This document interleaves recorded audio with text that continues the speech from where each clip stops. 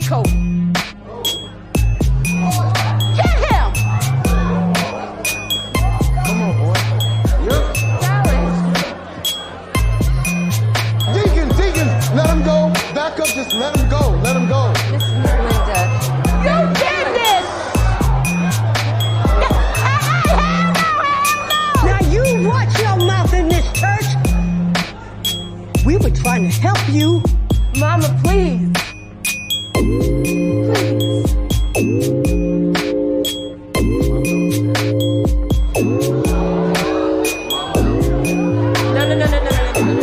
We're not doing that.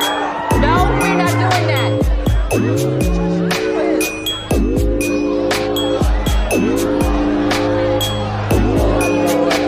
Lord have mercy. No. Don't you dare. You think I need these hand-me-down clothes that your mama gave me? Huh? I don't. We the Bertrands, baby, don't you forget it. And we don't need nothing from you. Y'all, get the boy. Get him. Get him. No! Not the casket. Take him out. Take him out! All they gonna say is that they paid for this casket. Take him out of there. Don't say we gonna get him out. Take him out of there. Come on, get him. Oh my God.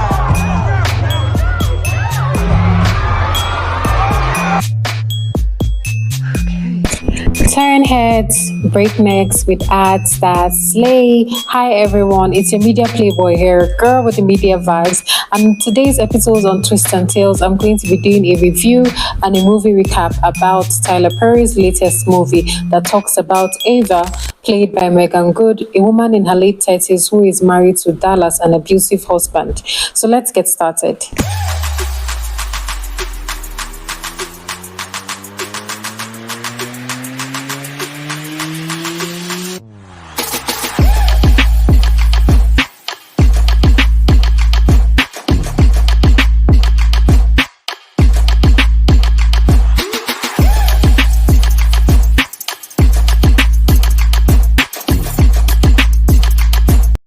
So the movie starts with the church scene where Dallas and the rest of his brothers and his mom are there for their brother's burial. So they had, I think they're 4 or 5, and one of the brothers is late. Everybody is gathered in the church. Now, Ava, his wife, is the daughter of the preacher, Clarence. So they're in the church, and then the preacher is trying to let them understand that the late brother and the rest of the family has been a problem to the community, and they need to change. So this, of course, triggers a lot of anger, and of course, the family that wants to show that they are the bullies of the town will definitely show it. So they have to carry the brother's body out of the casket because they don't want to be insulted that Ava's family got their late brother a casket for the burial. So things start getting messy, right? Because Ava is trying to put everything together, but Dallas is making it worse. His whole family is engaged in the marriage, always making decisions, always telling him what to do. And the funniest thing is, amongst all he and his brothers, he's the only one that is married, but he lets them control his marriage and control his mind.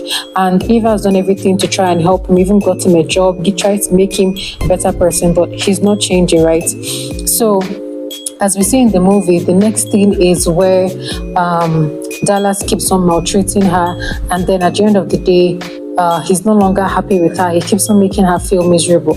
Now, the first thing I always tell most people is, don't marry someone that you know that the family does not like you. So whether you're a man or a lady getting married, if you know that the family does not like you, try to either make them like you, make things work, because by the time you get into the marriage and anything happens, it's definitely going to be worse. You're going to see them intervene in ways that you never expected, especially when the person, your spouse's family, whether it's the husband or the wife, is not able to speak up and tell the family, don't interfere, so that's one red flag. 2, if you're with a partner who is abusive, whether it's verbally or domestically, then you shouldn't even bother going into marriage with that person, because whatever you see is going to be 10 times worse. So the movie continues with Ava, and then she is preparing for a dinner with her friend Rona and Rona's husband Jim, right? Who is also friends with Dallas, her husband. So they're supposed to go together, but Dallas goes ahead of her because he can't wait for her. Like, really, what kind of husband is that? The worst part is he waits for her to get to the restaurant and she hasn't even eaten anything. Next thing, he's making an announcement that he wants to divorce her in front of everybody. Now that's really embarrassing. So for her, it's like after all her years, after everything, like, you know, that period where you're thinking and asking yourself questions like where you went wrong or what you could have done better or why you stayed this long with this person. The funniest thing is her husband Dallas told her when they were getting married that when she gets to her late 30s, he was going to divorce her. Why would you still go into the marriage thinking you can change somebody's mind? Like I said, whatever you know this person does in the relationship, don't ever assume that you can change a person. A person can only change when they first accept that they have a problem, they need help to change, and they are willing to change. But when they don't go through this process, just know that the person is going to be a narcissist and a gaslighter to you, trying to always pour their problems or make you feel like you're the one that is the problem and not them. So of course, her friend Rona, they both work in a bank. So Rona has written down every single horrible thing her husband Dallas did to her, and then, you know, takes her to her parents' house, right? So the funniest thing is her mom is the one that finally gets the letter, and she feels horrible. Like, I did not know you were going through this. I mean, you could have spoken up. And Ava feels like she did not want to stress her parents. She was trying to build a marriage like her parents' own and all. So it's just funny how things turned out for her. And like being a nice woman, trying everything for your husband, and nothing worked. Now, one thing I like is the maturity between her and her friend. That's Ava and Rona. Because a lot of times in society, you might be that kind of friend that is trying to fight for your friend, especially when you know that they are in a bad relationship or something, and then the person may misinterpret it as something else.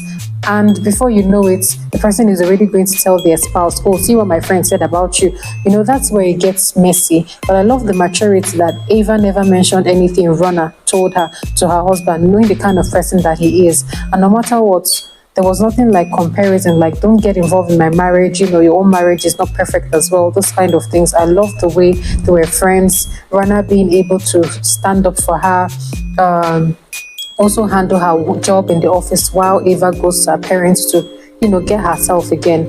Now, for me, the climax of this movie that really gets me, made me emotional was where she's in her parents' house. Her dad then plays a tape, you know, showing her all her achievements from childhood till before she got married to Dallas, now her ex-husband, right? And I love the fact that he pointed out to her that he used his marriage as an example for her. So what it means is simply, once you've already seen that your parents are in a good marriage, not that it's perfect, but at least you see maturity, you see support, you see care, you see comfort, you see different things.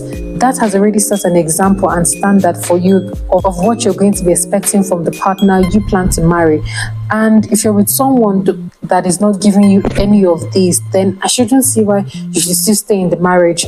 Forget about the fear of what people are going to say, or what people or people laughing at you, or the fact that, oh, you're getting older and you will never find a man. So I love the fact that even after the whole talk, they did everything to make her stand up on her feet again.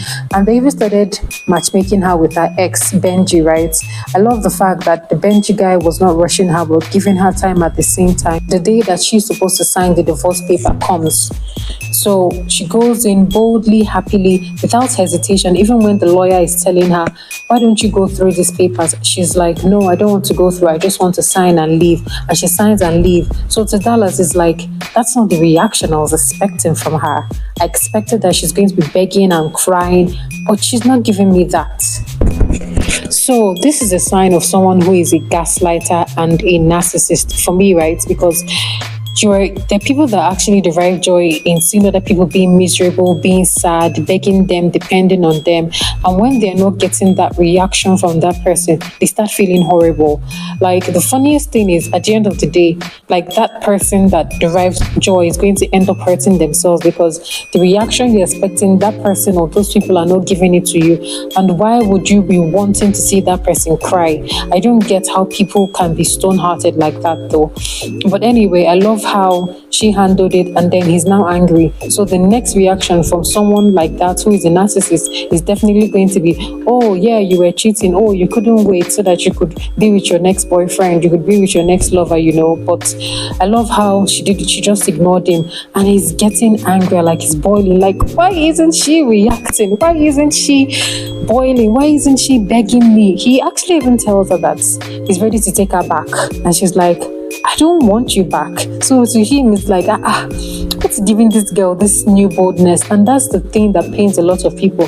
When you now have that boldness to speak up, to ignore them, to no longer let what they say about you worry you, is a very good way of moving on and being at peace in life, right? After the whole thing goes and she's moving on with Benji, her ex-lover, who her parents has been trying to, match make them, but things start getting better and well with them, then Dallas, being her ex-husband right now, tries to make her life miserable. So he's actually friends with that's Runner's husband. His name is Jim, and Jim tries everything to make this Dallas realize, guy, you need to calm down. But Dallas is so agitated, and the force and the pressure from his family just keeps on making him worse. The saddest thing is, at the end of the day, this family is going to keep on creating problems for you. So he starts harassing Ava's mom, starts harassing the dad, to the point that the dad is beaten up by he and his brothers and his mom and lands in the hospital. But thank God he did not die, because that man is an innocent, really good man.